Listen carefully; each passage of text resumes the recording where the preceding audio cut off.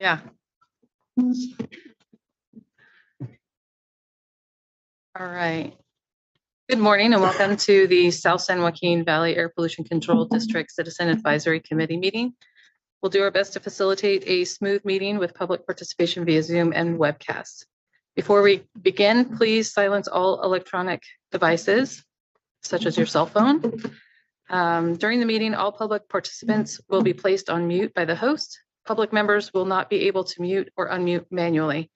Audio for members of the public will be unmuted once they are recognized to make public comment. So if you could please stand for the Pledge of Allegiance.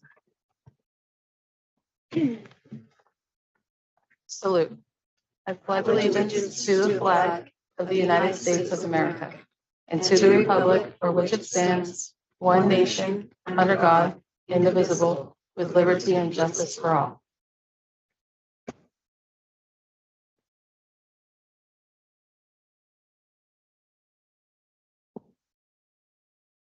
Apologize, we skipped roll call. Listen on my. Okay, I'll call for roll. Mr. Cunha. Yes. Mr. Clark. Ms. Zimmerman.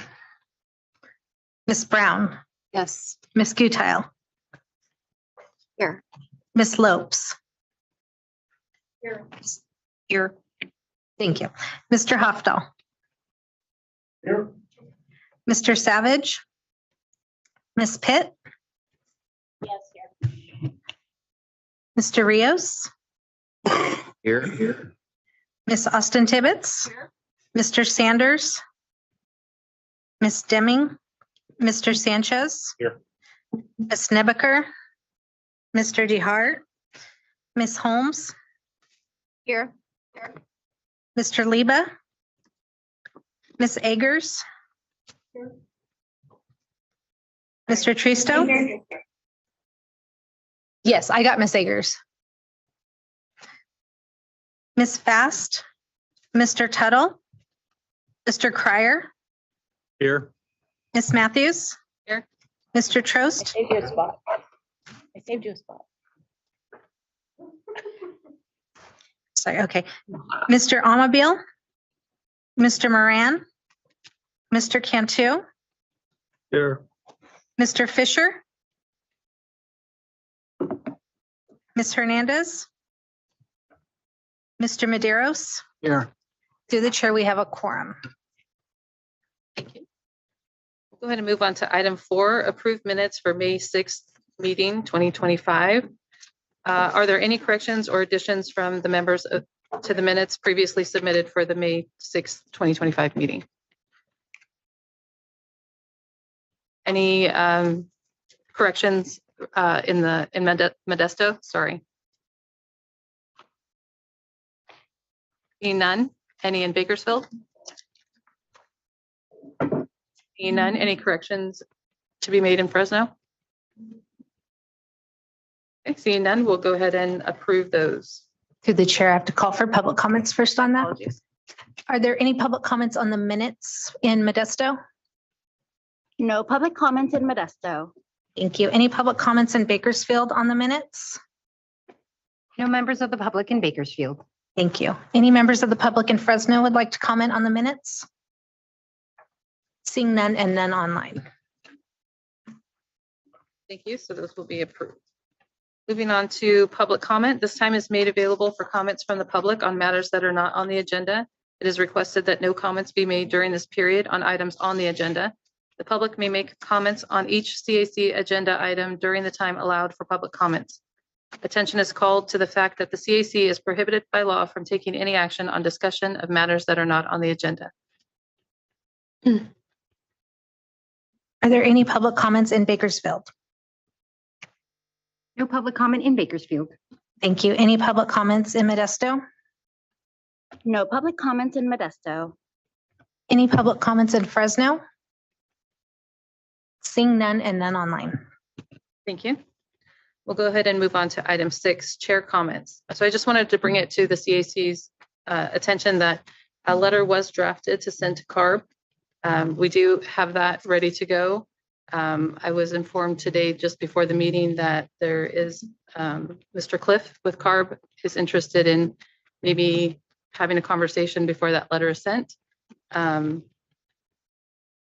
Well, he has not reached out to me as of yet, so I just wanted to let you guys know that per your direction, I did draft the letter, and it is ready to go. So we'll see what happens in the next couple of days, but I am prepared to move forward with it, just so that everybody knows. And then we'll go to item 6, the executive director's report. Good morning, all. Shiraz Gill, Deputy APCO here. I don't have a lot to share, but just wanted to, as you know, the May revised budget is out by the governor. It's a tough budget year. There's a $12 billion shortfall in the budget, and the district is continuing to follow the budget process and continue to advocate for funds for and resources for the valley. So that's basically all I have for my comments.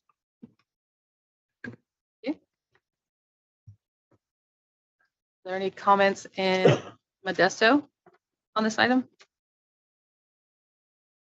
Any comments in Bakersfield? Any comments here in Fresno? I will concede to my member to my left, please first, and then I'll go after. Thank you, man. Shiraz, what are the main budget items that this district is interested in following in the state budget? I mean, as you know, one of the more important programs for us is the farmer program. We are trying to advocate for funding for that program. Last year was also a tough budget year. We got a very marginal amount of funding for that program compared to previous years. So we are advocating for farmer. We are advocating for alternatives to ag burning, significant funding. As you know, we have a huge backlog in the farmer program. So those are the two specific areas. And of course, you know, clean cars for all other types of programs that will benefit Valley residents. Does it have any impact on the license fee, that portion that the district collects? No, not that I am aware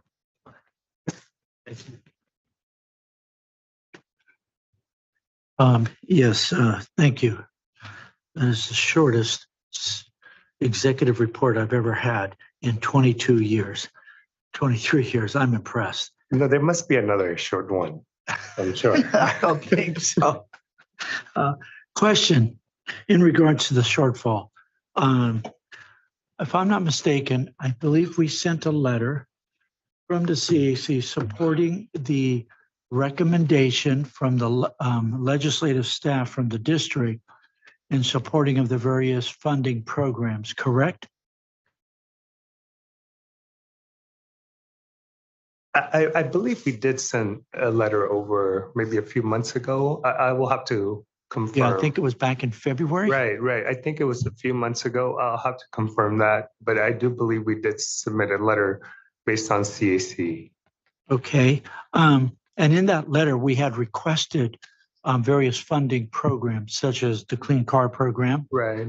such as the Farmer Program, And alternatives to ag burning. and then the ag burn issue, alternatives to agriculture burning, because that was the agreement, was that we were going to continually getting some help. Right.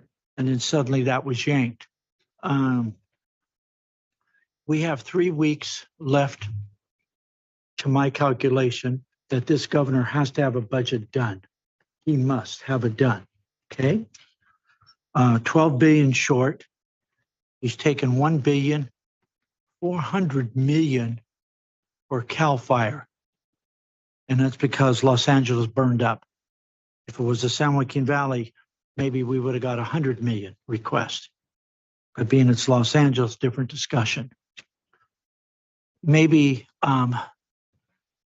we need to forward a letter to all of our legislators, including the chairwoman of the Ag Committee, the Senate Chair of Appropriations, Ana Cavallero. She carries quite a bit of weight. And also probably to a letter to the Ag Secretary, Karen Ross, asking them to weigh in over the next couple of weeks because Appropriations Chair has quite a bit of power. And I think that if we don't receive these funds, what voluntary programs we have put into place will be even lost. But, and this is me, not the CAC, that the waivers that were not granted to to Air Resources Board are going to be yanked and are being yanked, pulled away because of the insanity. So that means there's very small window of what emissions CARB is going to come after us for. And I believe the voluntary programs that we have, by reducing the amount of smoke we have done in agriculture, is tremendous, but with the purpose of helping us. Secondly, the farmer program that has reduced already some 29,000, Todd, maybe 29,000 tractors total between NRCS and the Air District. Tremendous amount of NOx removed. And to suddenly not give one penny, but we can give something bigger to other catastrophic issues. And this is me again, not CAC. The high-speed diesel train program, the monument, concrete monument, is taking money from the cap and trade funds to operate it. So, Madam Chair, I would ask that we send a letter on behalf of your signature to 3 or 4 key members of our state, as well as, of course, going to the governor and CCing and actually asking the other key people to weigh in to assist in making sure that this district gets funding to help the farmer program. The car tuna program is a tremendous valuable program. The smoke program, and that those funds, at least for those 3 major programs, be funded at the appropriate amount. But I think we need a letter to go to those folks, and probably even, I'd recommend to the Speaker, Rivas, that he should know what the importance is of us not having those funds, because the waivers are all being pulled. Then they're going to come back to this district, to us, and ask us to cut and add more requirements onto stationary sources.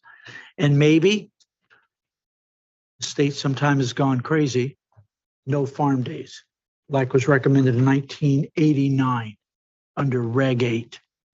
So I think it's time that we maybe do a follow-up letter, Shiraz, with the assistance from the district and what that is.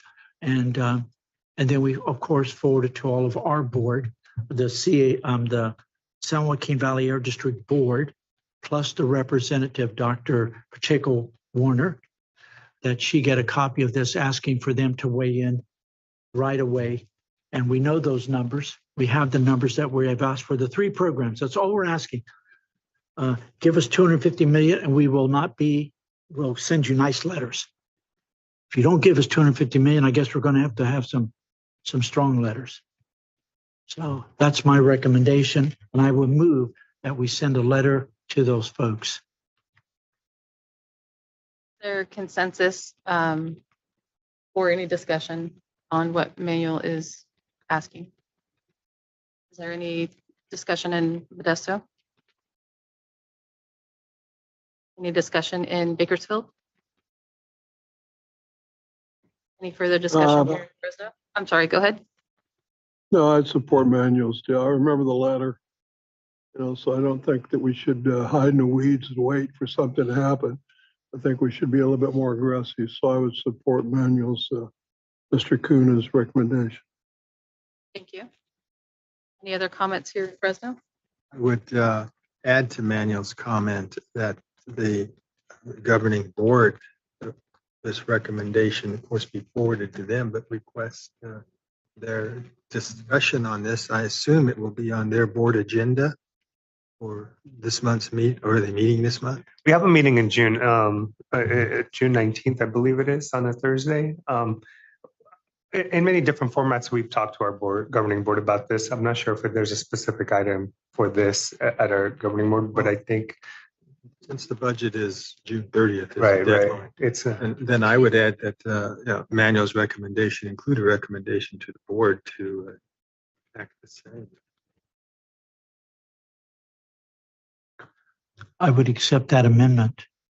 to submit the letter to our governing board as well. So both the CAC and then from the board on the 19th, or as you stated, of June, you're going to adopt the budget. Also to send a letter, because that's going to give us still 2 weeks. Yeah, Give time for your board or the CAC board and the district board. I'll take that recommendation back to, Yeah. at least I'll take the recommendation back from the CAC. Thank you. Yeah, I just wanted to also add my support to the letter and to making sure everyone knows about it and has the time to discuss it and send it. Thank you. Thank you. Can we make sure that when that letter goes out, that a copy also goes to all the members of this committee? Absolutely. And I don't know that I'll do the same on the letter to CARB that you're going to send out so that we all get a copy of that when it goes out. Good, thank you. So it sounds and looks like we have consensus to go ahead and send that letter. Okay, will we need a motion or not? Or do we need a second or being that I think there's consensus. I think there's consensus. we don't need that, correct? No. Excellent, Yeah. perfect, super. Thank you. Go ahead and move on to item 8, update on attainment plans and rules. Tim?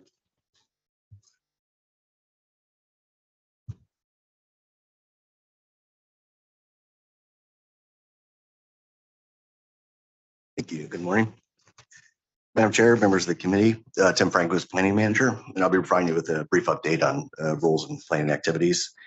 Beginning with the activities for the 1997 15 microgram PM 2.5 standard, the district is continuing work on the redesignation and maintenance request for the first of the 2 10-year maintenance cycles. Emily will be providing a separate presentation on this project in just a few, so more details to come in just a moment. Next, in terms of PM 2.5 planning commitments, as reported last month, the district did hold a scoping meeting for Rule 4901, the wood burning furnaces and wood heaters. We received no adverse comments during that meeting, and none were received to date.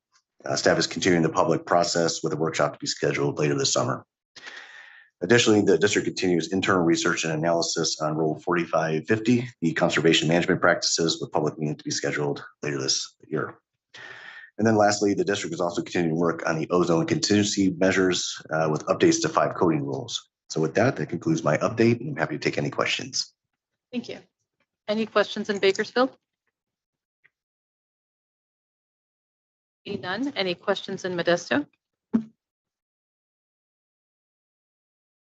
Seeing none. Any questions here in We Fresno? have, sorry, through the chair, we do have one question in Modesto. Go ahead. Good morning, it's Chris Savage. I'm in the audience. Hi. Hi. Just can you give Tim a little bit more detail on what are the amendments to 4550? I'm sorry, I'm not as familiar with that as I should be. Just give me a highlight about what those amendments are going to look like. Madam Chair, I'm gonna let Emily, I think, speak to I the can details. answer that. Hi, Chris. So basically 4550 is our conservation management practices rule. What we're looking to do in that rule specifically is to address emission reductions from fallow lands specifically.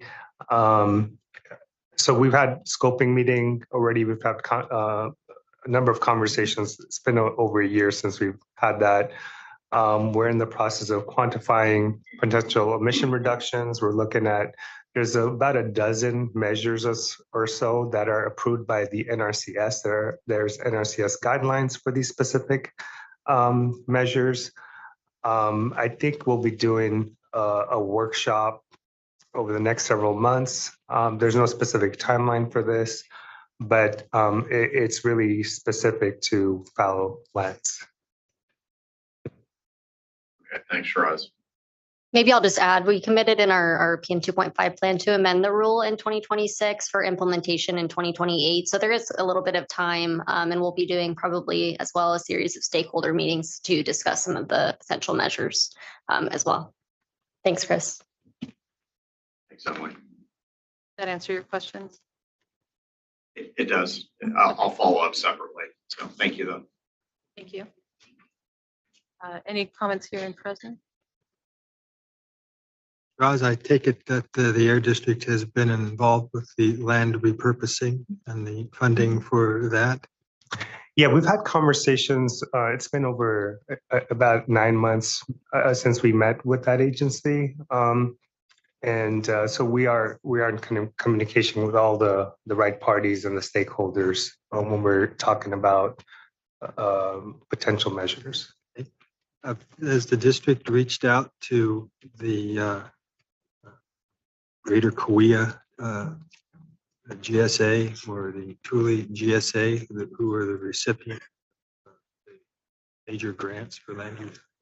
We have not reached out to them specifically for that, but the actions that some of the GSAs are doing could be a potential measure in itself in obviously addressing fallow lands, right? So as Emily said, as we move forward, those grants are fairly recent. I think as we move forward, we'll be working with GSAs as well as part of our stakeholder engagement. With the budget issues, there's always the point of funding, but Right.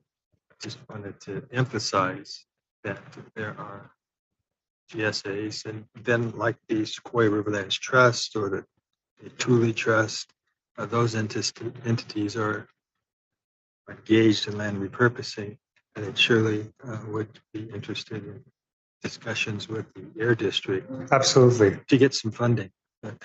No, sounds good. Thank you. Address the issue. We'll definitely be working with them. Any other comments? I think for the record, we have to make it clear, the land that is being fallowed via by agriculture is due to a thing called SGMA. It is not done or is done. SGMA is causing a lot of problems, including even bankruptcy for farms. But the fallow land is caused by SGMA. So I think we need to make it really clear. It's just that the farmers aren't changing they have to change their practices because of a law that was under the state water board that called SGMA to cut back on waters. And I think, as Dennis stated, with the GSAs, also with irrigation districts, and what in fact will be available even through federal programs for farmers to use that have been done in the past available. And I do know that NRCS is here today, but they can't make any comment because they can't. But I do know that NRCS's budget is being also hit hard, and they've lost staff.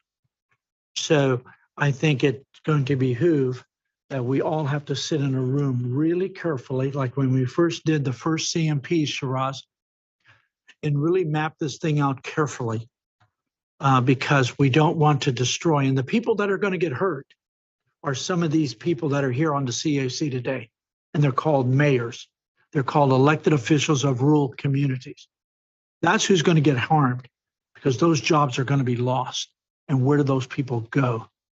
So I think as we move forward of not knowing what the administration's budget looks like for the state even, but even for the federal, is going to take us to look at all of the entities that are involved.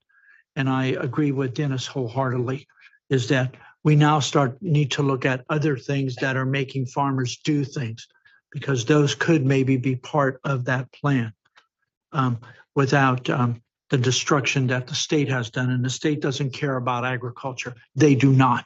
The only thing the state cares about is stuffing their faces. And so that's all I'll say. But I think we need to be real cautious. You've given us the time, and I appreciate Emily with her comments. Let's do it right. Yeah. Let's don't hurt the farmers and the rural communities any more than we we can't do that to them. Right. So thank you. Thank you. Through the chair.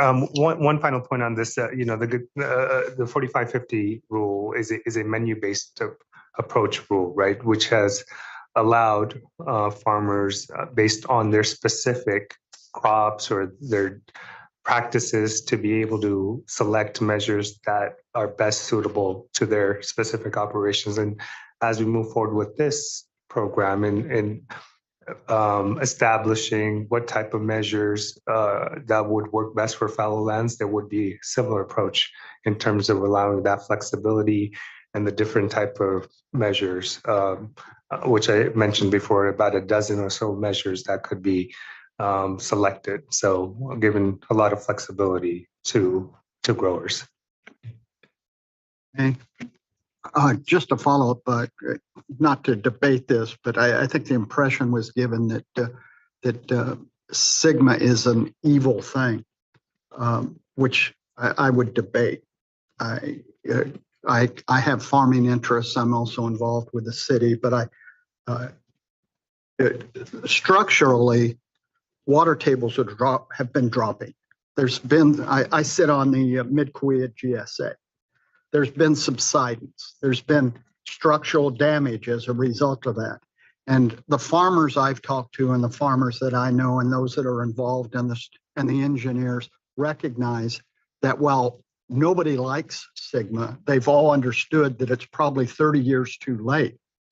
There should have been regulations implemented years and years ago to deal with the fact that there is a bottom to the basins that we have. And that if the straws, which are wells, continue to be lowered and lowered and lowered, at some point or another, we're going to run out of water in this valley. And that's where real damage will occur. So the alternative, as far as Sigma is concerned, is do we do it in a gradual manner, which was 25 years, or do we do it suddenly because we run out of water? So I understand what you're indicating about the effects. But we're now 10 years into Sigma, and there's been substantial progress that's being made. And obviously, the further south you go, the more impactful it is in what we're dealing with. And that's the nature of I mean, there's people farming in areas that they never should have farmed because practically speaking, there wasn't the water resources to take care of that. So it's a very complex subject. And as one who's feeling the effects of Sigma, I understand the practical necessity of what's going on here for the long-term future of our region. I just wanted to make that comment. And I respect your comments.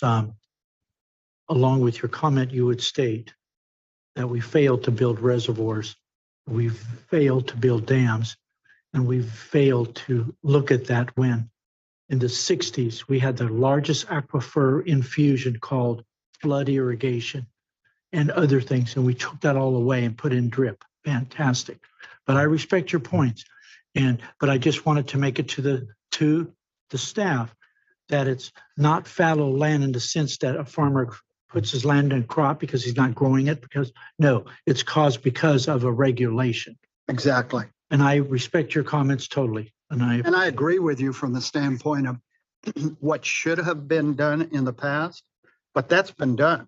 I mean, now we have to look towards the future as to and so many people talk about the fact that, go to drip so that we'll use less water. But what has actually occurred in that situation is, as a result of drip, there are lands that are being farmed that never should have been farmed in the first place because different almonds, pistachios, walnuts are being farmed on uneven ground that never should have had trees there. And when you have drip systems, you expand farming as a result of that, as opposed to keeping it to where it should be. I'm sorry. I was going to interrupt you, but. No, I stopped. I could see your eyes. I knew you were. We could discuss that all day, but that's not the jurisdiction of this CAC. So I do understand your points, but we want to make sure that we stay I get. Don't look at me when you say that. They're, He doesn't look at me when I'm talking. to okay, him, so- okay. I'm kidding. I'm kidding. But understood. Thank you, gentlemen. We'll go ahead and move on. Did I get all the comments and everything on that one? I believe so. Okay, we'll go ahead and move on to item 9, appoint CAC subcommittee for hearing board appointments. Sharad? Thank you. This is going to be short too, Manuel, so hope it's not the shortest one. So under state law, each air district in California must have a hearing board. These boards are authorized to provide relief from district and state air quality rules and regulations under specific circumstances. Each board is composed of 2 public members, 1 attorney licensed in California, 1 professional engineer, and 1 medical professional. These roles are critical in ensuring a well-rounded and qualified board to consider petitions from facilities. Due to the geographic size and the variety of mission sources across the valley, the district maintains 3 separate regional hearing boards, 1 in the north, central, and the south. The current vacancy that needs to be filled is the northern region primary engineer position. 1 application has been received. It's important to fill these positions quickly. The hearing board needs a quorum to hear these cases, and many petitions are time sensitive and delays can hold up facilities that need timely decisions. The governing board has designated the Citizens Advisory Committee to play a key role in recommending new hearing board members. An ad hoc committee is formed with up to 2 members from each interest group and 2 per region, avoiding quorum issues. So this committee conducts phone interviews with applicants and provides recommendations. The chair can open the floor for discussion, and members are welcome to share suggestions or volunteer if they're interested in participating. I'll go ahead and do that now. Any volunteers? I'll be happy to do it. Manuel? I'll volunteer. How many more do we need in each area, correct? 2 representatives from each interest group, but in different regions. So Now we need 2 Okay, I'd like to from, volunteer. I'll volunteer. That is that Mr. Leba? Mr. Cryer, is that you? Sorry. That's yes, Thank you. I'll volunteer. Really should bring my glasses. Sorry. Any other volunteers?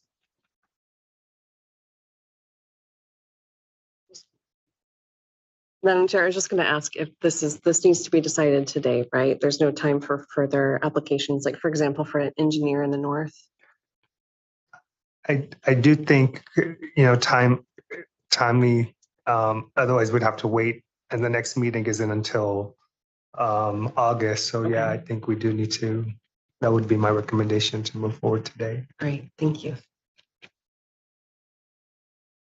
We're looking for volunteers in Bakersfield and Modesto.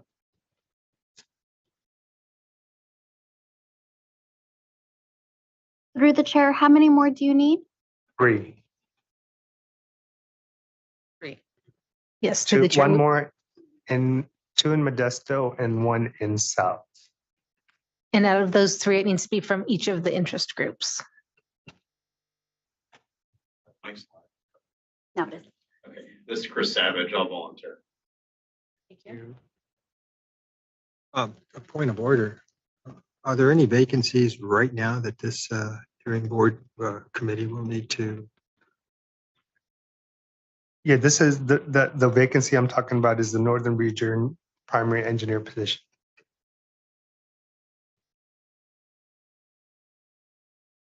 So Question, Chair, are they able to hear hearings right now without that 1 seat, or they have to have that 1 seat? If not, would you go to the 19th of June? And if we came up with before, then we would come with a recommendation, take it to the June meeting so that you can have a meeting probably after that. If in fact people have been waiting and that 1 position is crucial, then it would behoove us to try to have a meeting as fast as we can so we can come up with recommended candidates that apply. Right, because this is just creates the ad hoc committee, right? Then would then at least move to the next process to conduct the interview, right? So we don't create this committee now, then we're already behind. So at least today we select the committee, right? So we just need two from Bakersfield. I'll volunteer. One Amanda Rios. Bakersfield. Okay. Sorry, at this point, I need one more environmental and one more city representative. Environmental, I have Mr. Tristo, who's from the southern region. So I need an environmental, I'm sorry, who was that? Jamie Eggers from Modesto. Okay. So now I just need one more northern region, and it can be from either actually, we need one more from the north. And that's for city representative.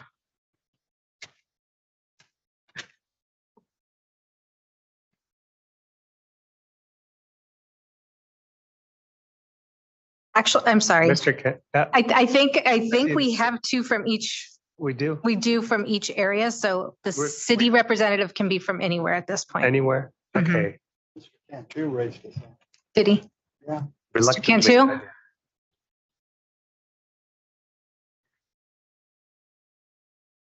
Shaking his head, yes. Okay, then we have, okay, so from industry ag, I have Mr. Cunha, Mr. Savage. From environmental, I have Mr. Tristo, Ms. Eggers. And for city, I had Mr. Cryer and Mr. Cantu. Correct? All good? Yes, thank you very much. Thank you. Now we'll go ahead and move on to item 10, update on maintenance plan development for the 65. Thank you. 24-hour and 15 microgram thingamajigger. Annual PM 2.5 standards. Emily. Perfect. Thank you so much and good morning, everyone. Thanks again for having me up here. Here, of course, to give you an update on our maintenance plan. We've mentioned it at the last couple of CACs just as part of our regular plan and rule update, but we're getting a lot of momentum with the project. So we wanted to give you guys a better update with a little bit more detail of what the maintenance plan includes. Okay, so just to touch a little bit on our air quality progress in general, for the standards that we were previously designated non-attainment for, we've made considerable progress. Just to name a few, we've recently attained the 24-hour PM10 standard. That was in the early 2000s, in which we were a serious non-attainment area. We attained the 1-hour ozone standard, in which we were the first area to be designated as extreme non-attainment to then go on to attain that standard. And then most recently for the 24-hour PM 2.5 standard of 65 micrograms per cubic meter, we attained that back in 2022.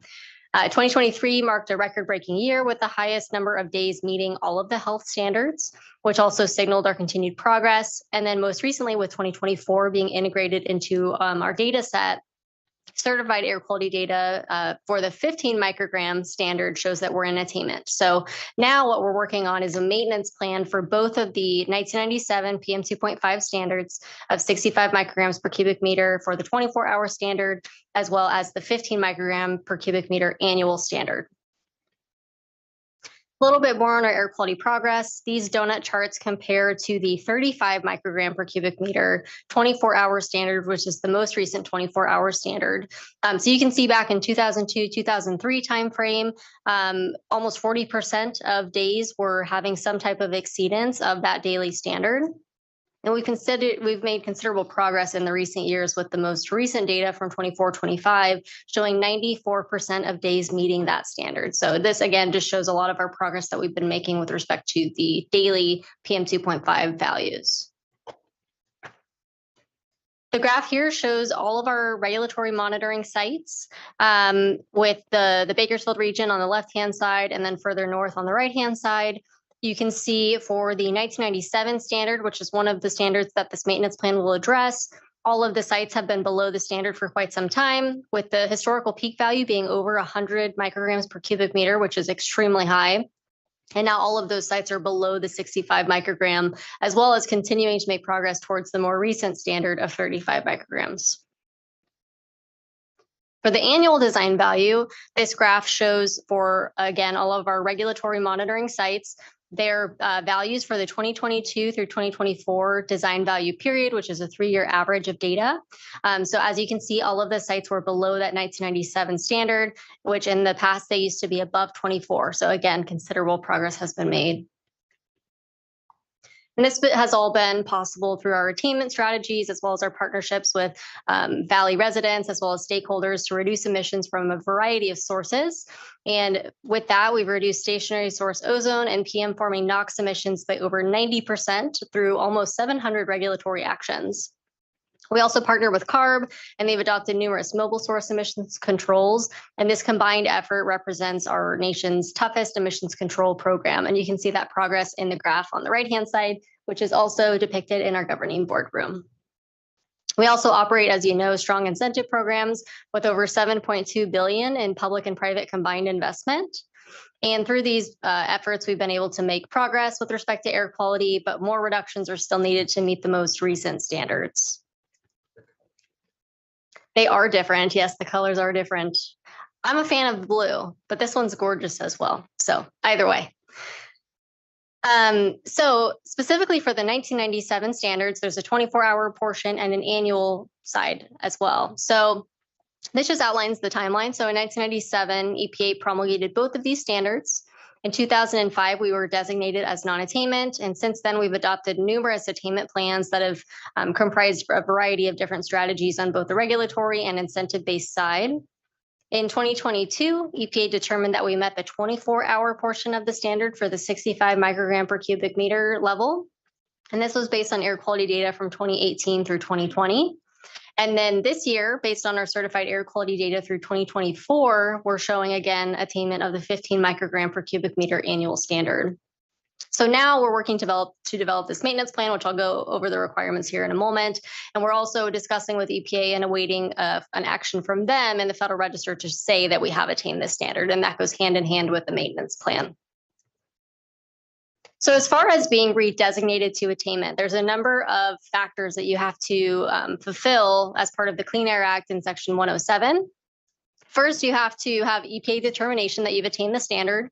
We've received that for the 24-hour standard portion, and we are anticipating it soon for the annual portion. EPA also has to fully approve our implementation plans under the Clean Air Act, which both of our portions of that plan have been approved already. EPA has to determine that the improvement in air quality is due to permanent and enforceable emission reductions, meaning that it wasn't due to just favorable meteorology, that it's due to the efforts of this agency as well as others. You also have to meet Clean Air Act requirements from Section 110 Part D, which is just general Clean Air Act planning requirements. And EPA also has to approve a maintenance plan, which is the project that we're currently working on, which includes a contingency plan under the Clean Air Act. Maintenance plans specifically have to include a number of components, and this is outlined in the Clean Air Act as well as subsequent EPA guidance called the Cal-CAGNY memo. So specifically, we have to include an attainment emissions inventory, a maintenance demonstration to show that we'll continue to stay below that level. We have to have a certified air monitoring network.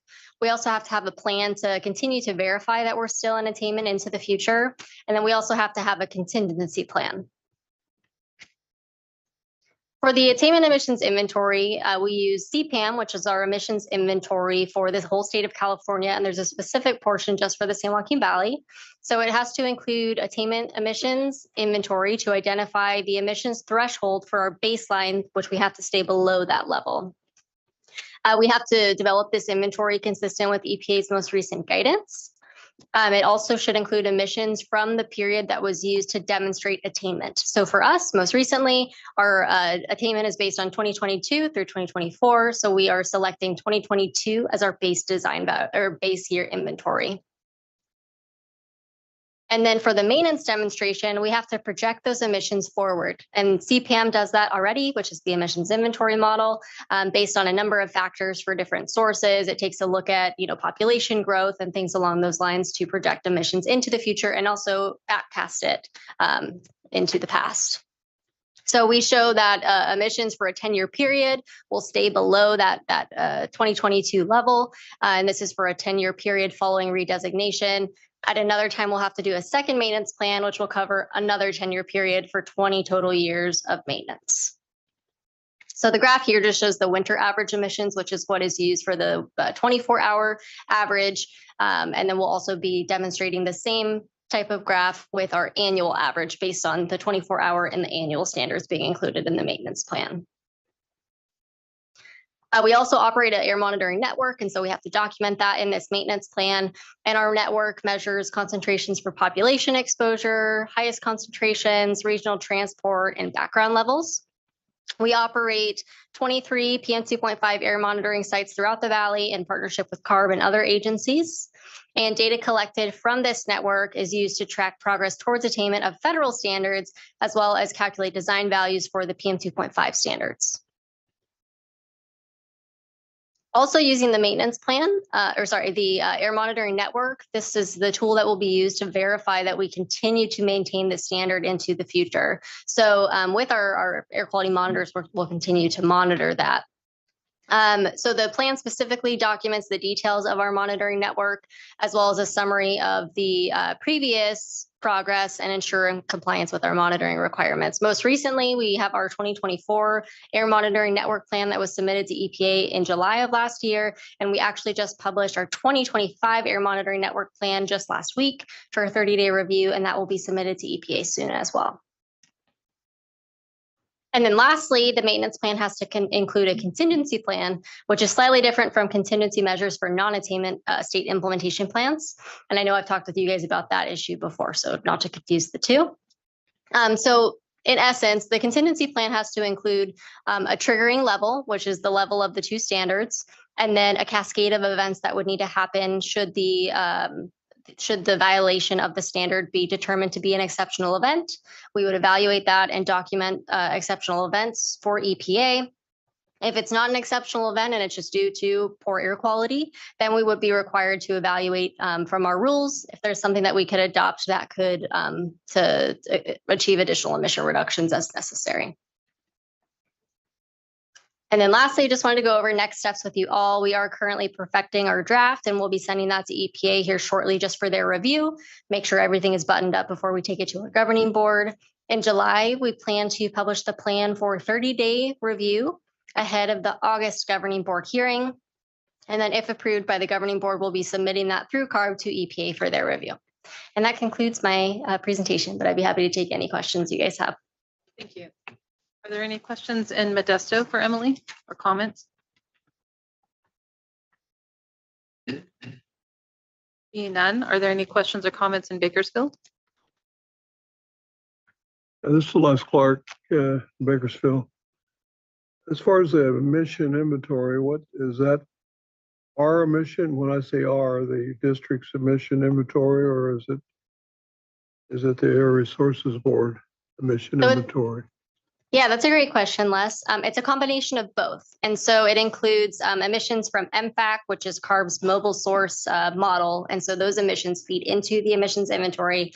And then we collect on an annual basis emissions from our point sources, such as the permitted boiler. They report back their emissions, and that all feeds into CPAM. And then we also have emissions inventory methodologies that are available on our website for sources that don't submit an emissions inventory every year, such as agricultural sources for farming. We have an emissions inventory methodology that calculates and uses a variety of assumptions to come up with the final emissions inventory value. So it's everything.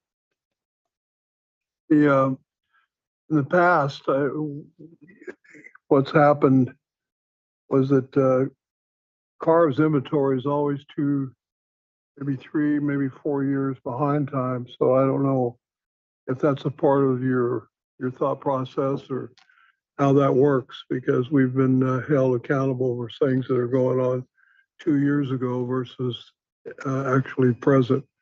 So I'd be interested in your comments on that. Yeah, so this emissions inventory that we're using uses CARB's 2021 MFAC model. So that doesn't include some of their more recently adopted measures. Typically, when we do an attainment plan for the standards that we're non-attainment for, we'll do what's called external adjustments to account for those after the fact to make sure that they're integrated. In this case, because we're just demonstrating that we're continuing to stay below that 2022 level, Even without the more recently adopted regulations, we're still below. And so those would just lower those bars a little bit further. But that is a good point, Les. Thank you.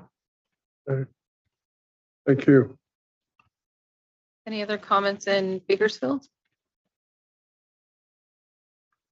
You know, I'll go ahead and bring it here to Fresno. I've got an easy one for you, Emily. Can you remind me what the exceptional event definition is? Yeah, so it can include things such as wildfires, firework events, high wind events. John Klassen's team, actually, he's in the audience. His team takes the lead on the exceptional events documentation, but we follow EPA's exceptional events rule, which kind of lays out the very specific evaluations that you have to do in order to meet that. Wanted to thank you. It's an excellent report, succinct and I understood it. Appreciate it. That was easy. Thank you. Very, very short too. Thanks, Emily. Oh, that is really bad. Just before I come on. Emily, well done. Excellent. It looks like for us, and I think it goes back to what we talked about earlier today, 7.2 billion in incentive funds that come from both federal and state, but also from industry. And that's how we made the green, blue, yellow, green, blue, whatever, from the red, orange chart. I like that better very much. Yes, yes. That if we don't continually have these incentives,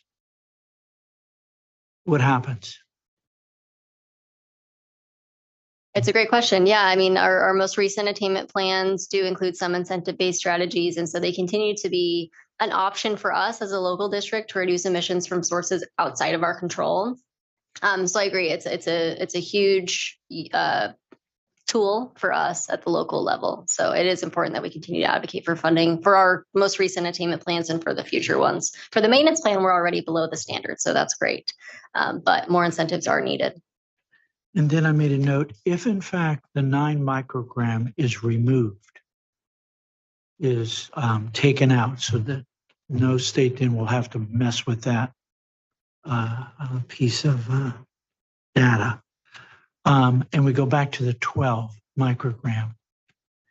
We are approved, we met the 15 microgram, and you're just about done with the 12. Is that correct?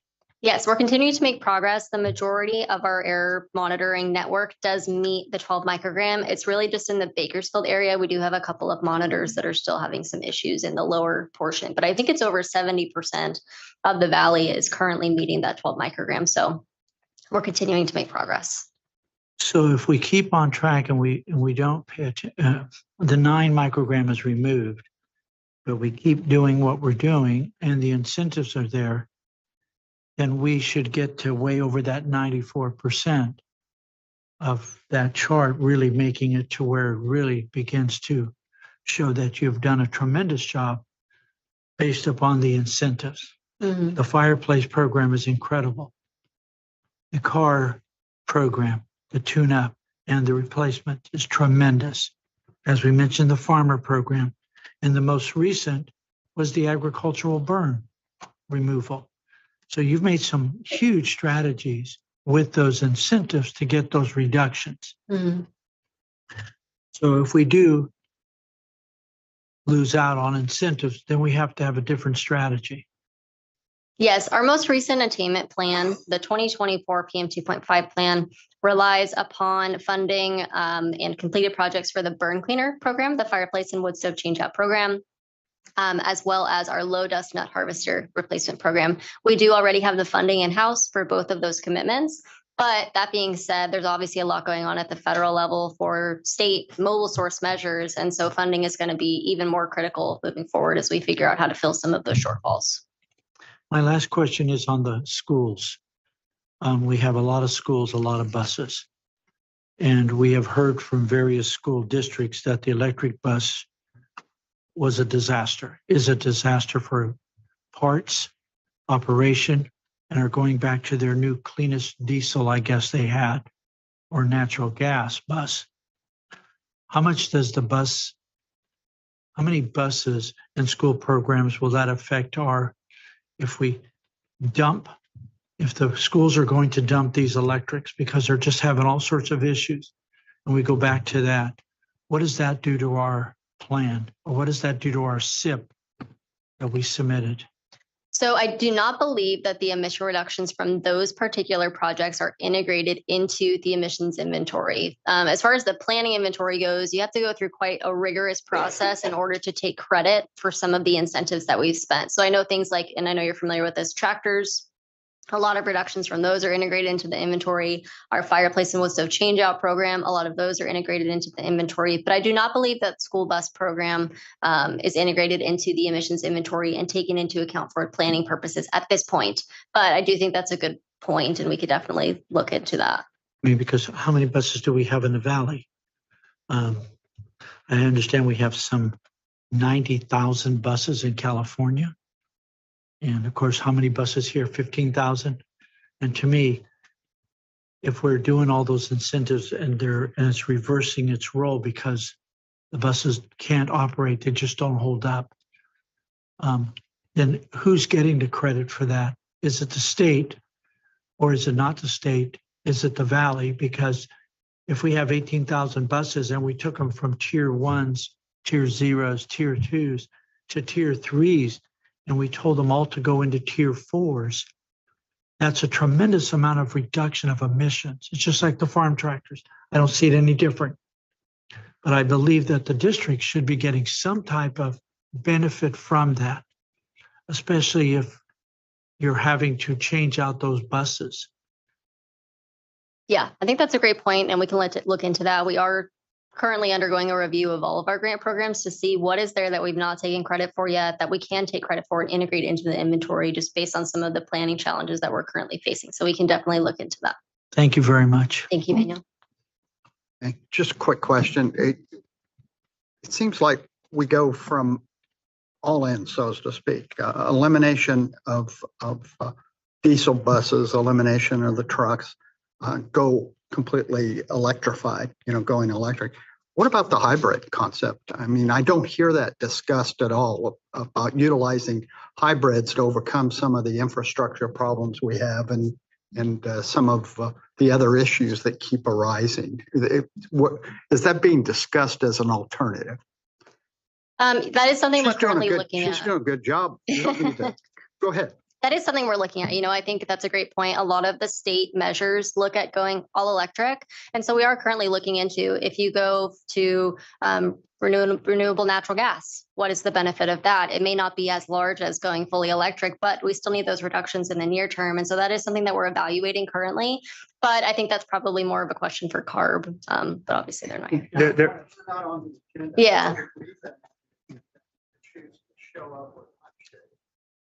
There are certain constraints with how you spend incentive dollars is one of the reasons why there's some restrictions in going to let's say near zero type technology, right? So those are certain limitations. But given the environment, obviously, we're talking about all those things. And we have a public comment online. Yes. Let me check. Are there any public comments in Bakersfield? No public comment in Bakersfield. Thank you. Any public comments in Modesto? No public comments in Modesto.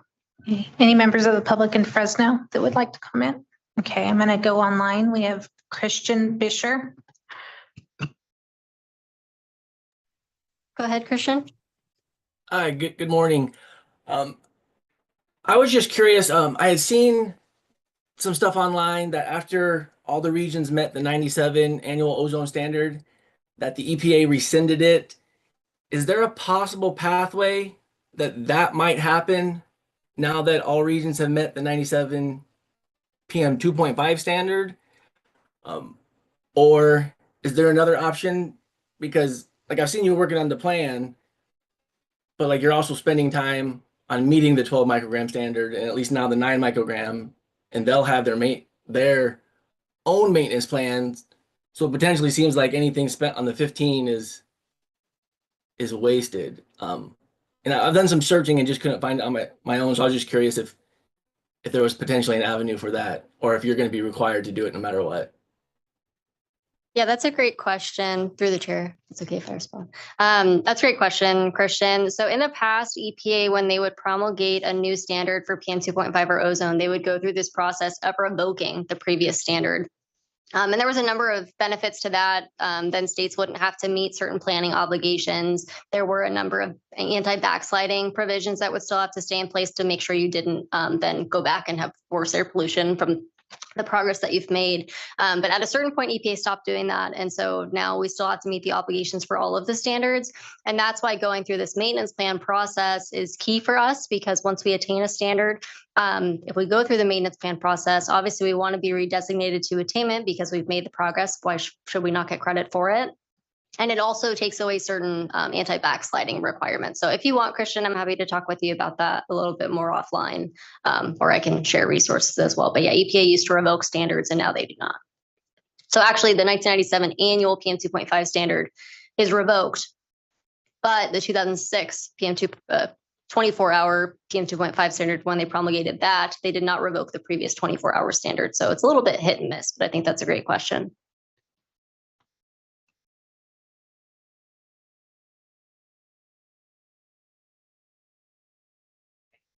Let's see.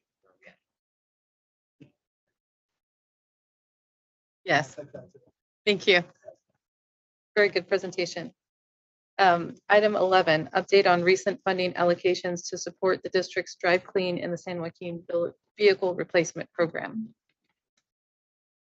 Good morning, Madam Chair, members of the committee. Todd DeYoung, Director of Grants and Incentives here at the Air District. And I am here to give you a brief update. This is actually really timely based on some of the discussions that have been happening today around funding and advocating for several programs. This is one of those programs that was included in a lot of our state advocacy for funding because of the importance of this program. And just so by way of just a very brief background, as you're all aware, mobile sources make up a majority of the remaining emissions here in the Valley. And because we are statutorily prevented from enforcing regulations on mobile sources, what we have to do is we have to go at them through voluntary incentive programs. We have to get emission reduction through voluntary means, the heavy duty, light duty, all of those mobile sources, trucks, cars, tractors, they all have to be dealt with through incentives because we don't have the regulatory authority to regulate the emission reductions from those sources. And so the voluntary incentive programs play a key role in reducing emissions from those mobile sources. Partnerships with businesses. We were talking about school buses just a moment ago, school districts, residents through these types of programs. Those partnerships are extremely critical as we transition to cleaner fleets and cleaner technologies. In the Valley, low-income and priority communities suffer the most impact to older vehicles. They're often older than average vehicles. They have higher vehicular emissions and air pollution, and result in higher fuel costs. So those impact those particular low income and priority communities even more so than average communities here in the district. As such, the district has developed what's called the Drive Clean in the San Joaquin program. It's comprised of 3 different components. We have our repair component, which is the tune-in, tune-up program that you're all familiar with. We have a rebate program, which provides rebates for brand new electric vehicles and cleaner vehicles. And then we have what's called our replace program, which is the focus of my presentation today. And so back in 2014, the district's governing board authorized the first of its kind pilot program. It was a vehicle replacement program in conjunction with our tune-in, tune-up program, which was already established at that point. The idea back in the day was that there were certain vehicles that it didn't make sense to repair. We really just needed to get these vehicles off the road. You're throwing good money after bad. And the return on your investment just wasn't there. So we decided, hey, let's develop a program where we can replace these older vehicles with a cleaner vehicle. And it took hold and really became a model for what's called the Clean Cars for All program. It's gone through several iterations over the past several years, but it's developed into what's now called the Clean Cars for All program at the state level. It's operated throughout the state. Multiple air districts operate programs, and now there's a statewide program that operates in all counties that don't have their own program. So since 2015, we've received about $106 million in state funding and other funding to operate the Clean Cars for All program under the umbrella of the Drive Clean and the San Joaquin program. That's what we call it locally. The Clean Cars for All program is the statewide program. That's why there's two different names for the program. The incentives under the program range from $7,000 to $12,000 for a vehicle replacement.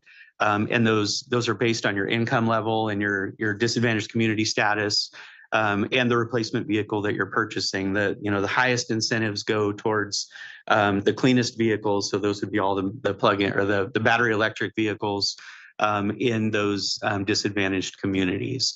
It also includes some options for alternative mobility. Instead of receiving a brand new car, folks could take advantage of receiving a transit pass for several $1,000s that would last them a couple of years. We haven't had a lot of takers in that, but it is available to them should they not want to purchase a new vehicle and still get rid of their old high polluting vehicle. Through the program, we've replaced over 8,300 vehicles to date so far, so it's been very successful. Primarily, they've been all electric, plug-in hybrids, and then just general hybrid electric. So getting to your point, we have a menu of options, and we want to make sure that the new vehicles that are being purchased for this program really work for the residents of the San Joaquin Valley. We don't want to stick them with a technology that's not going to work for their situation. What really makes this program stick out and what really makes it important and successful is our grassroots outreach model that we've developed over the last several years with Valley Clean Air Now, or Valley Can. They've been our partner throughout this entire process. And they do an absolutely wonderful job at going out into the communities, reaching people where they live, engaging them where they live, and being able to explain the process just in simple terms that folks can understand. We hold weeknight community events. We hold them at restaurants and community centers, really low pressure, low key environments where people can just come in. They can ask questions about the program. We do have folks there that can sign them up on the spot. If they bring the documentation with them, we can get them signed up right there on the spot.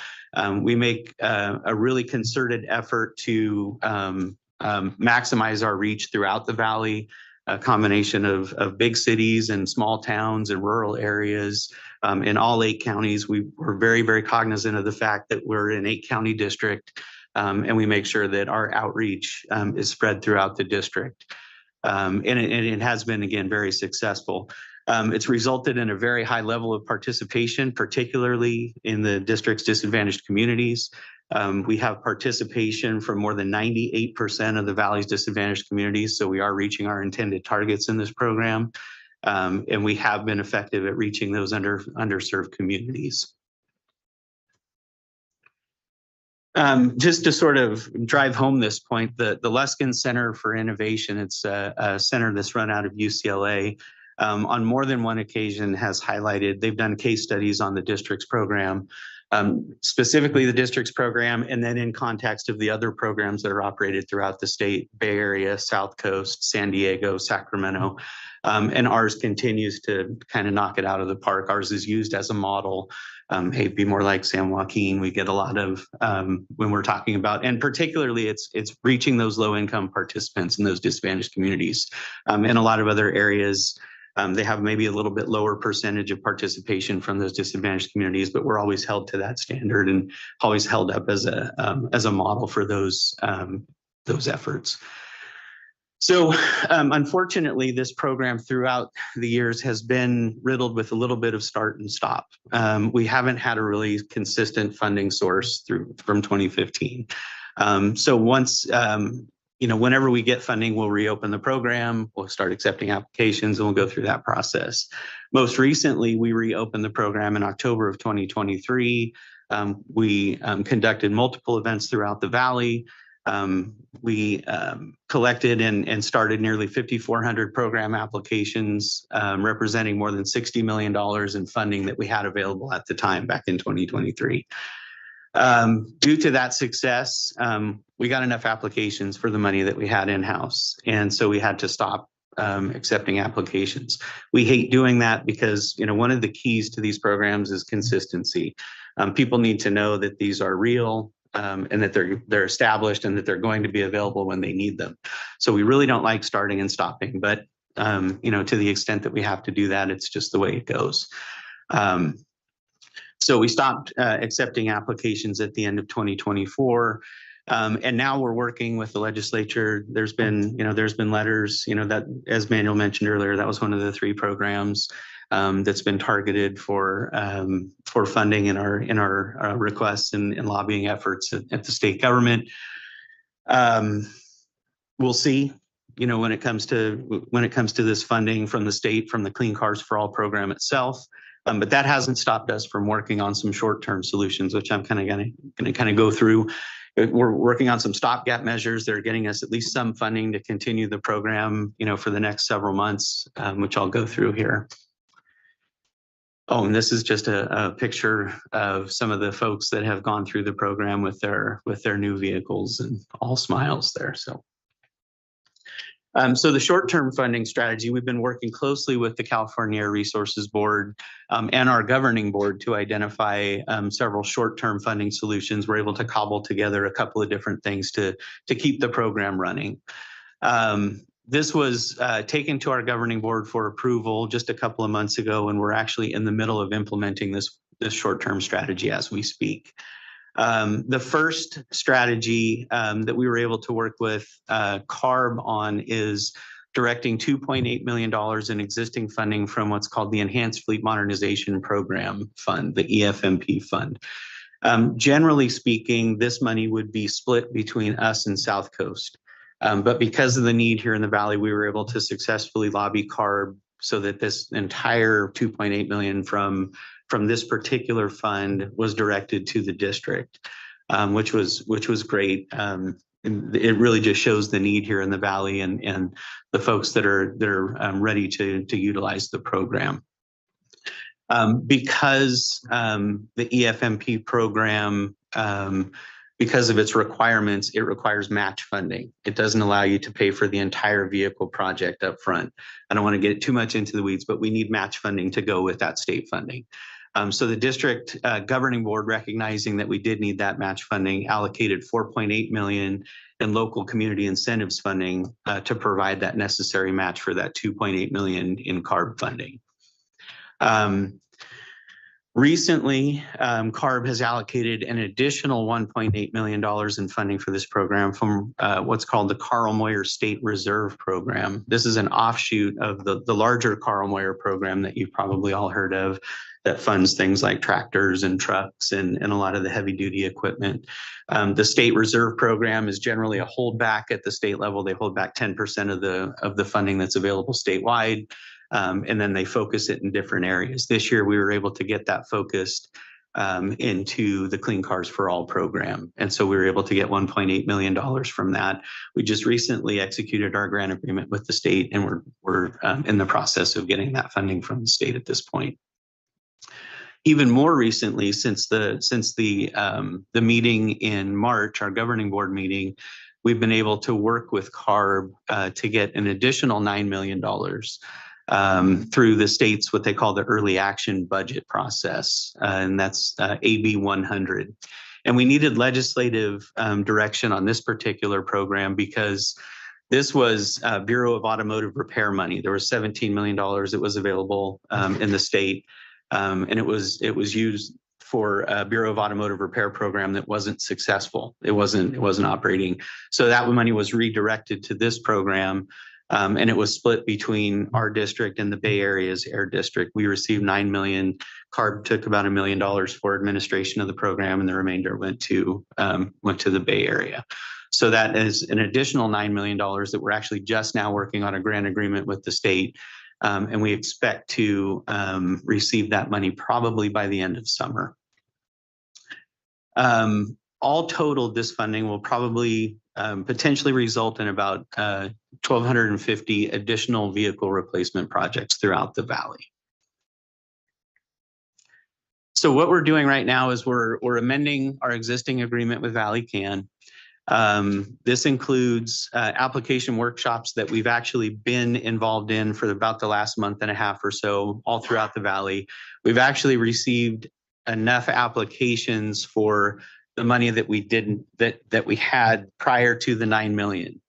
So we're going to stop accepting applications again, unfortunately. But what we're proposing is with that $9 million that's coming towards the end of summer, we're proposing to reopen the program probably sometime in August or September. We're not exactly sure when, but we will be reopening the program when that $9 million hits, and then we'll be able to fund several hundred more vehicle replacement projects. Again, Valley Can has been an incredible partner throughout this process.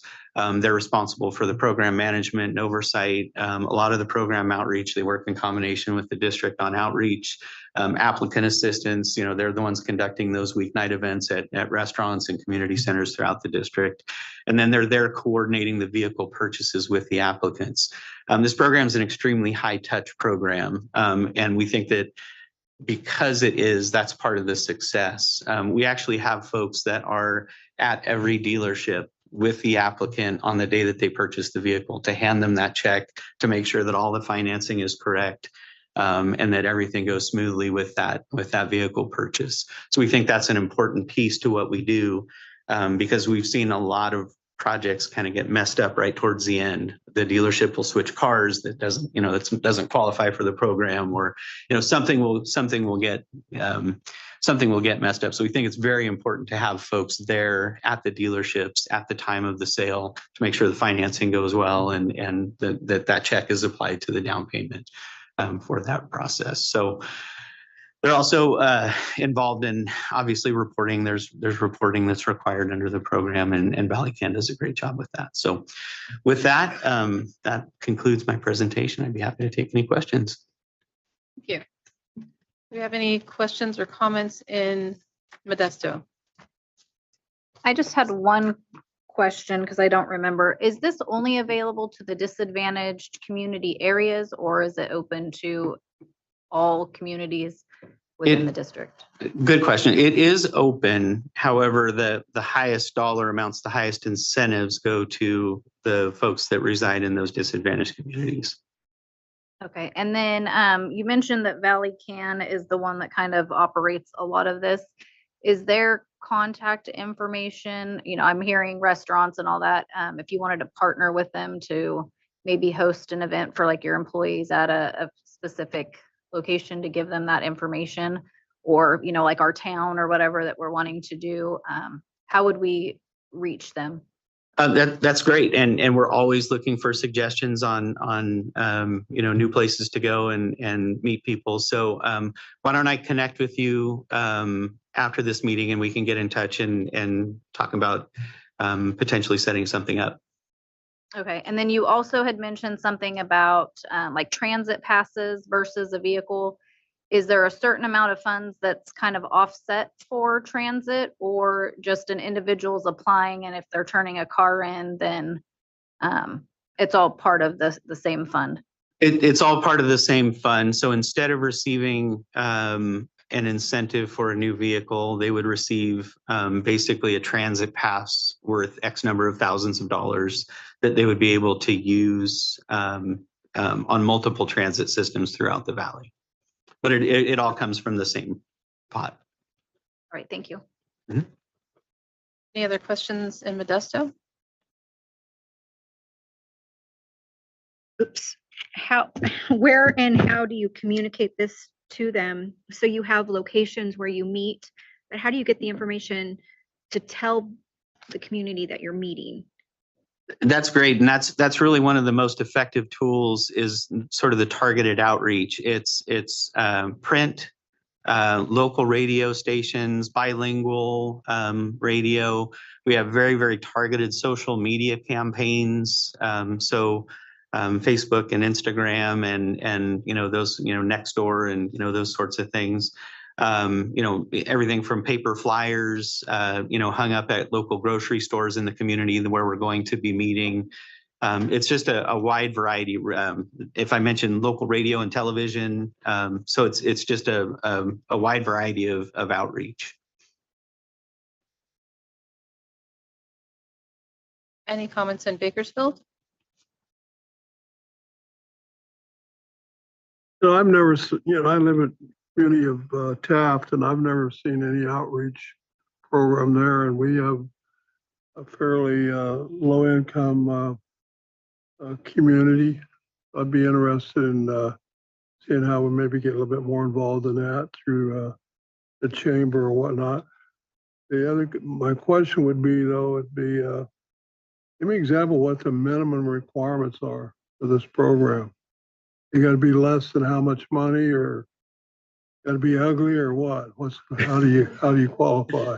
So it's based on the federal poverty level, and so it's a sliding scale. There's sort of a matrix, and it's all dependent on the size of your family, numbers of people in your household, your income. The maximum is sort of just a general sort of guideline. The maximum income would be 300% of the federal poverty level. And so just for a family of four, that would be about $100,000 a year. That's sort of the high end. And then it goes back obviously down from there. So, but it's based on the federal poverty level. How's that? I mean, one other question. It's the Okie. I mean, so you buy it, you're purchasing the car, or you're giving them more money to purchase the car? How's that work? Generally speaking, what we're doing is we're providing a substantial down payment. Most often, the incentive won't pay for the entire vehicle, and so there is some measure of financing. And there's a variety of consumer protections built into the program. For instance, interest rates can't be over a certain percentage, so people can't, get taken advantage of with a 20% interest rate. And the presence of that down payment will allow a lower interest rate to be applied to those loans. What we'll typically see is maybe a $7,000 to $8,000 finance piece in addition to the funding that we provide. But it depends on the type of vehicle and the cost of that vehicle. But generally speaking, our incentive represents a very healthy down payment. Thank you. Any other questions or comments in Bakersfield? Seeing none, we'll go ahead and move to Fresno. Questions or comments, Mr. Cunha? Todd, one question on the payment. First place, excellent. To Shay, it goes back to our letter of supporting the three programs by this legislature, by the governor. Absolutely incredible. I've been to one in Merced, and you guys have done a tremendous job. And I touche to all your staff, and how you treat people is incredible. Very professional, you don't put anybody down no matter what their income level is. And I think that deserves a tremendous accolade to you, Shiraz, the entire team and the board. On the purchase, when you get the down payment, some of the questions I have been asked was, would this cover the first year of auto insurance? Because that seems to be a stickler, because California is walking away from reasonable auto insurance, and even homeowners is out of control. But is there something to where that helps? Is that part of it, or you cannot use it for your first year? It'll cover your first year's insurance for that vehicle, right? It's a good question. What the check from the district covers is literally just for the vehicle purchase itself. That entire amount is applied to the vehicle purchase.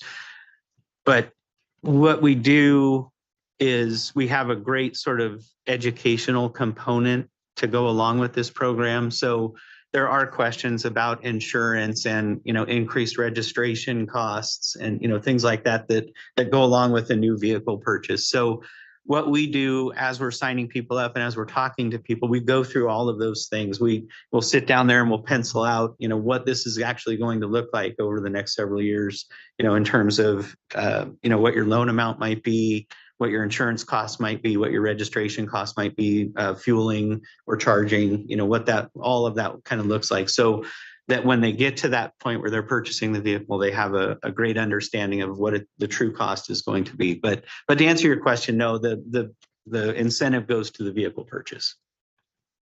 Yeah. Other questions or comments on Fresno? Being none, thank you so much for your presentation. Thank you. We're on item 12, AB 617 implementation updates. Stephanie?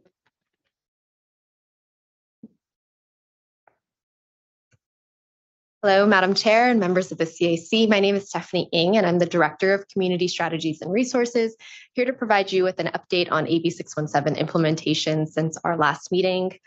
Just as way of background, we do continue to meet with all 4 of our CARB selected community steering committees, or CSCs, to implement AB 617 across the valley. Those communities are South Central Fresno, Shafter, Stockton, and Arvin-Lamont. I wanted to start off my update with an update on our Clean Air Rooms program, which is the reminder is our program that gives away free air purifiers to households. And as we've seen in the past, summer is when we've tended to kind of see a lot of wildfire impacts. So as we've kind of began to approach summer, we have been continuing our outreach efforts to get these units into homes. Across our AB 617 communities, we recently did a mail out campaign to send out a postcard that has information about the program, how folks can apply to it.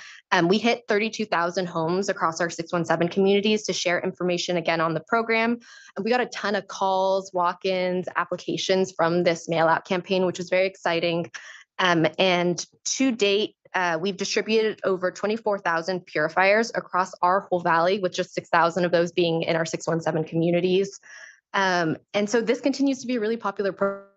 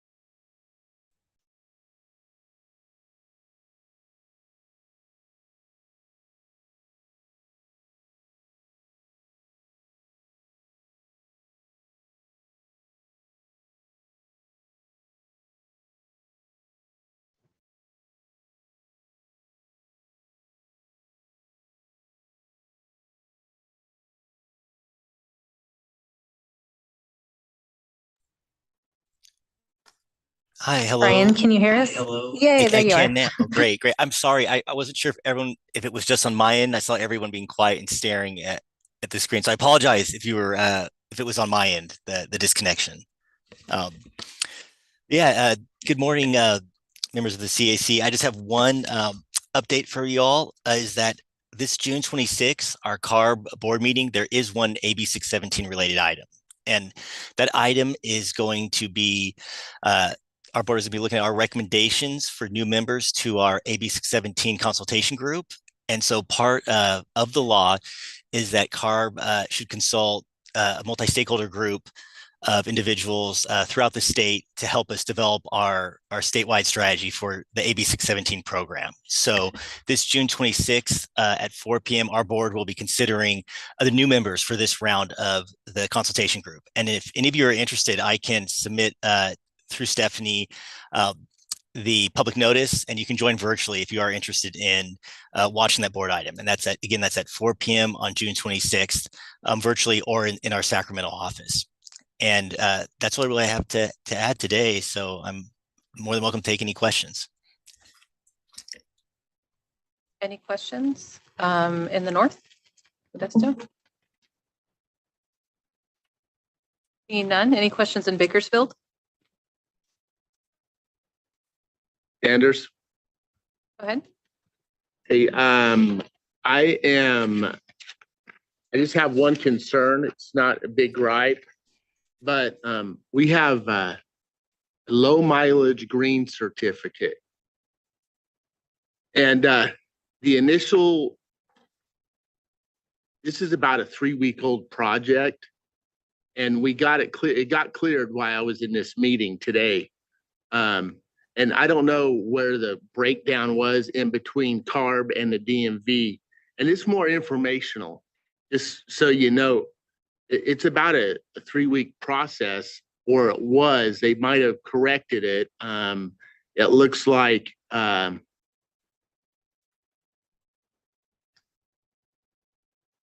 we just send it to truckers.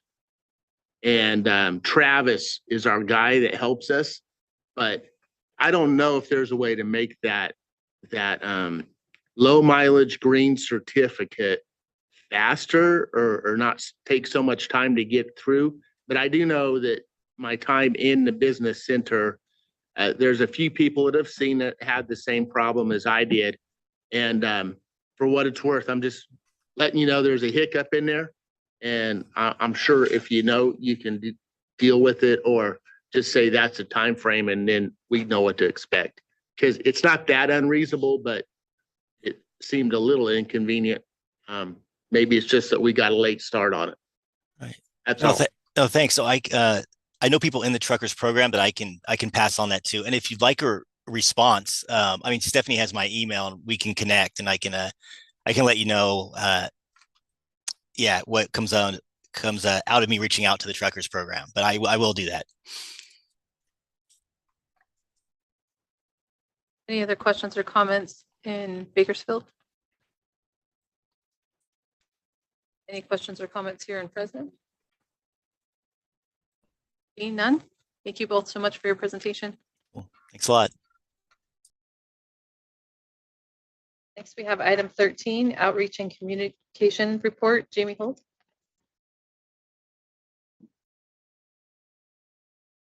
Good morning, everyone. Thank you for letting me be here this morning.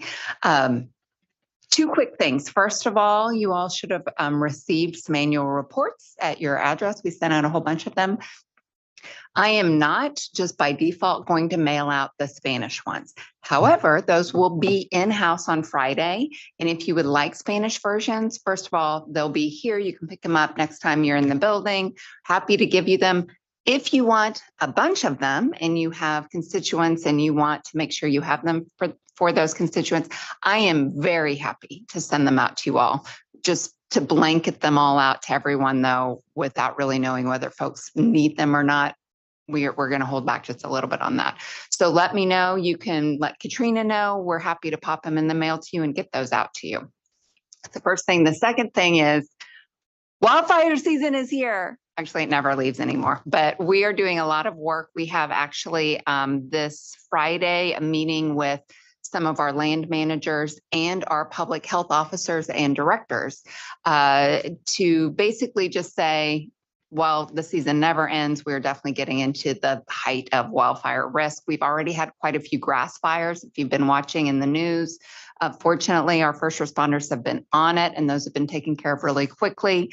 But we are here. There's some really basic messaging that we give people. First of all, if you're in an area that's being impacted with risk of the fire actually coming into your community, listen to everything that all the information you're getting from your emergency services. Protection of public life is our number one priority. But if we're in an area where the threat of the wildfire coming into your neighborhood is non-existent, it's just the smoke that's going to come in, we basically have kind of three things that we tell folks. First of all, pay attention to air quality. You can do that on any of the apps. You can use our app. You can go to Air Now, which is the EPA's big tool. And on Air Now, there is what we consider to be kind of the gold standard. It's called the EPA's Fire and Smoke Map. And it is linked from our webpage, from any of our outreach materials. What's great about that fire and smoke map is that it incorporates not only our big permanent monitors, but some of the temporary monitors that we work with the land managers to put out in areas where these wildfires are, that activity is happening. And even some of these personal kind of the air quality sensors that are the more low cost ones, the ones that have been vetted and seem to be reliable, a few of those will also be put into that EPA fire and smoke map. So number one, pay attention to air quality. Number two, if we are being impacted by smoke, we recommend that folks, if they can, stay inside. If they can't, they need to be using an N95 mask or similar, if maybe there's someone who works outside. And if you can stay inside, we recommend that you what is called put together a clean room. That's basically a place in your house where maybe you're running a personal air purifier, or maybe you're able to swap out the air filters in your HVAC system. Don't be doing that fish fry inside that day. Don't be burning candles. Don't be doing any of those things that add to air pollution when we have those poor air quality days. And then last but not least, if you have health issues, if you have pre-existing health conditions, make sure you're talking to your primary care physician to see if there's anything extra that you maybe need to be prepared for. Maybe if you have COPD or asthma or those type of things. As we come into this season, make sure you've had that conversation so that you are prepared and you're not scrambling if we do have those episodes of smoke coming into the valley. Those are kind of the big things I had to tell you today. I'm happy to answer any questions. Oh, one last thing. We do in 4 counties. Let's see if I can name the counties. We may not be able to get all of them. In 4 counties, we still have our clean air room purifiers that are available. 4 of our counties we've sold out. I believe we have Stanislaus, San Joaquin, Merced, and not San Joaquin. Okay, so not San Joaquin. So Stanislaus, Merced, Kern, and Tulare. So those are the counties where we still have clean air purifiers. You go to our website, you sign up if you live in one of the communities that's eligible, and which is, in all honesty, most of those entire counties, and we'll send you a small home air purifier directly to your home at no cost to you. Thank you. Thank you. Do we have any questions or comments in Bakersfield?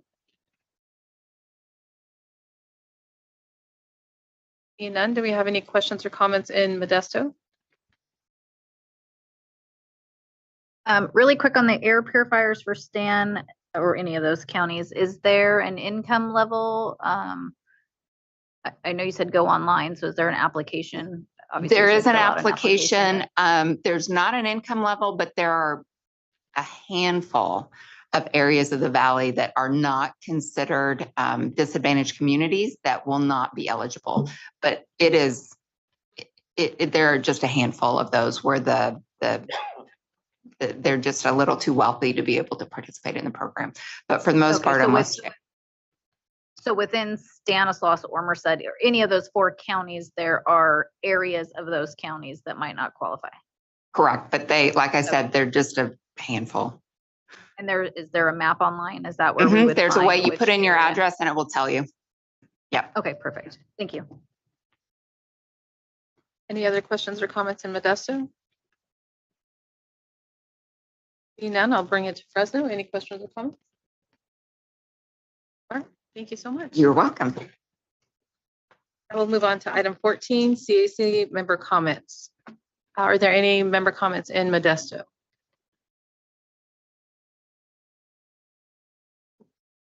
Seeing none. Any member comments in Bakersfield? Also none. Any member comments here and the microphones light up? Mr. Tristo. I just wanted to note that we discussed in past meetings the issue of modifying the bylaws. And that we have another need to elect a chairman. Interest group.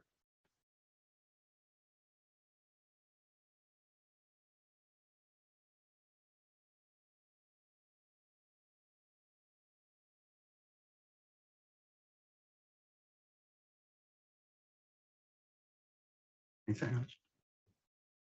Was that it? Yeah. Okay. I just wanted to follow up. I alluded, excuse me, I alluded to it earlier. We're sending a letter requesting that CARB continue to appear at each meeting. I think we should keep them on the agenda just like they have been in the past. I noticed today they're not on the agenda. If they choose not to show up with it on the agenda, that's their call. And it's no harm.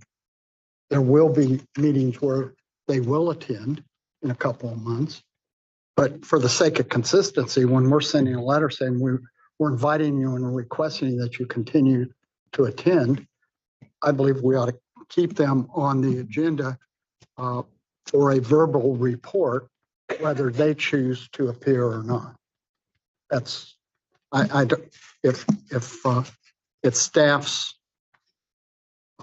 opinion or it's the committee's opinion that that's useless, that's fine, but I'd like to see that occur. Yes, And we set a record that way, that right. And the I, invitation continues. yeah, and I want to first thank the chair for her work and openness. I believe we had a motion last month by unanimous by all to forward a letter of our concerns, as well as to our legislators and to the governor's office. I would hope that that still proceeds. And number two, I think I would agree that Brian, such a gentleman, to take on a trucker issue, that poor kid doesn't need to take on the trucker issue, but very, very courteous. Stephanie, you got a great partner there with 617. You really do. We're going to steal him from you though. But I think we still need to go forward as the letter was requested to be sent. If they are communicating with us, that's fine. But I think the letter needs to go because it talks about various things that I think we spoke about. And I want to make this really clear. This letter that was generated with the CAC by Chairwoman Patricia was by CAC and not the Air District. The only thing the Air District provided us or provided the CAC and to Patricia was the minutes of what was said. So I want to make it clear so that in case CARB is listening, the district had nothing to do with this, but it did impact the district and it impacted the district board as well as the CAC. And I think I think the letter's appropriate and I think it needs to go forward. And then I have no problem putting every month on there. They don't show, they don't show. Again, but the letter needs to show what's happening and how sometimes our air district is put to the side and they have other agendas. So, but that's my comment, Madam Chair, and to the CAC. And we could even indicate in the letter that as an indication of our interest in having them appear, we're going to keep them on the agenda as we have done for how many years. I mean, it's, Manuel, how many years they've had a report, and we can just indicate that we're going to continue to keep them on the agenda so that it emphasizes the fact that we request them to continue to make that report.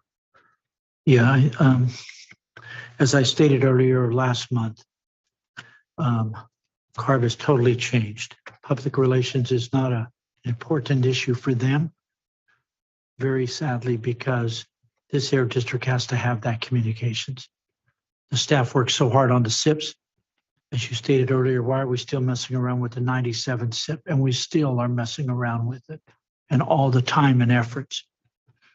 But I think from the standpoint of the letter, it was directed to go forward, and we have not had that. It's not on the agenda. So as I believe in our minutes, the letter should go forward because that's what we asked to be done. And also some folks directed it to go to elected officials. And I think it needs to do that because we are just as important as anybody else. So I'm sorry to bring this thing back at the end of during our comment time as a CAC, but it's very important, and we're not a lost sheep, and we shouldn't be considered as lost sheep. So, thank you. Just had a comment. I just wanted to commend staff on their reports when they give them to us. They're very thorough. They're very clear. They're very informative. It gives us a great grasp of what you're trying to accomplish. So I just wanted to make sure that I thank you all for the great job that you do. I feel like you guys go above and beyond to explain the why, which helps us out a lot. So thank you guys so much for doing that. And I want to just mention, I forgot to mention earlier, that CARB has not reached out to me specifically as of yet. So I just want to make that clear as well. So I hear you guys loud and clear. With that, we'll go ahead and move to item 15, volunteer to represent reporting during governing board meeting. Yes. Thank you. We have a volunteer, Mr. Cunha. And then our next meeting is scheduled for August 5th at 10 a.m. And with that, we'll go ahead and adjourn the meeting. Thank you.